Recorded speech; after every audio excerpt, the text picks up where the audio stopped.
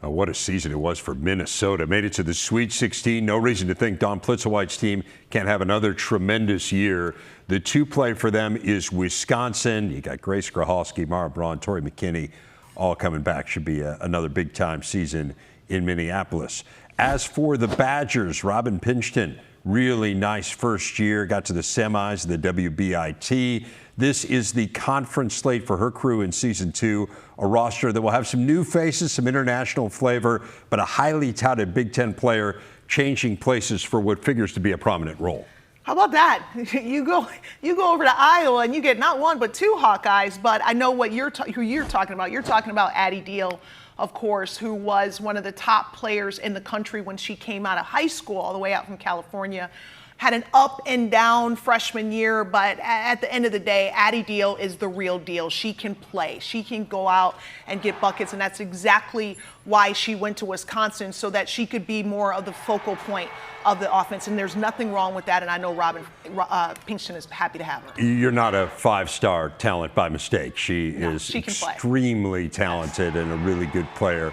As they look to build Wisconsin's roster, I thought Robin Pingeton did an amazing job considering the circumstances that she took over in, and now she'll put her own stamp on this program. What about Minnesota? What a great story Minnesota was last year. They have a lot back. So obviously you lose a few key pieces, and Amaya Battle, she, maybe one day she'll have her banner hanging, or her jersey hanging in the rafters because of what she did in breaking Lindsay Whalen's records. But Minnesota went out and they got Gracie Merkel from Penn State and Taylor Thomas from Northwestern. And what that does is they're able to just plug and play the way that they did last year. So you lose Tonga, you lose Sophie Hart, but now you have two great post players so that you can keep that same style of play. They're going to surround those bigs with talented guards like Grahalski and Tori McKinney and Mara Braun, who can shoot the three. I don't think that the Sweet 16 was a one-off at all. I really expect Dawn Plitzowite and crew to be right back up there. So they were a very good tourney team a season ago, as was Ohio State. Kevin McGuff and the Buckeyes won 27 games. Very talented young core, although not as young as it used to be, led by Jelani Cambridge. She's back, as is the bulk of the rotation. Team that figures to be right in the hunt, as they have been so often under McGuff. And the same could be said of Brenda Frese in Maryland. Like the Bucks, they got knocked out in the second round of the NCAA tourney.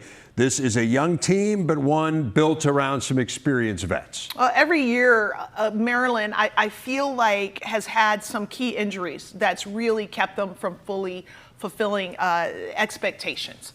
And in spite of that, Brenda Frese was still just a few missed free throws away from making it to another Sweet 16 this year. So Addie Mack was a true freshman point guard. She wasn't supposed to start as a freshman, but those injuries came into play, and then she did a formidable job in that role. Bree McDaniel missed last year with a knee injury. She will be back.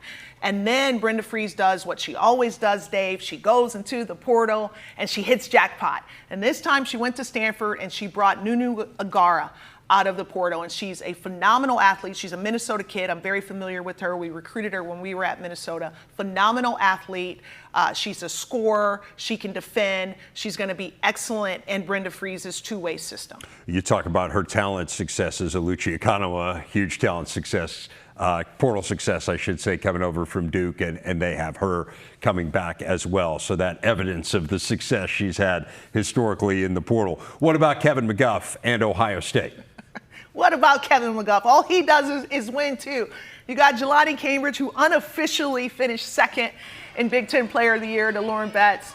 I expect her to be another candidate right up there with Juju Watkins and Ava Hayden for Big Ten Player of the Year. Her sister is playing alongside her, who's a phenomenal defender.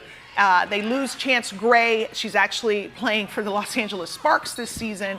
But they have a really good freshman class coming back. It's the style of play that just makes Ohio State so tough. They will press you full court, they shoot threes, they space you out, and that's what Kevin McGuff has done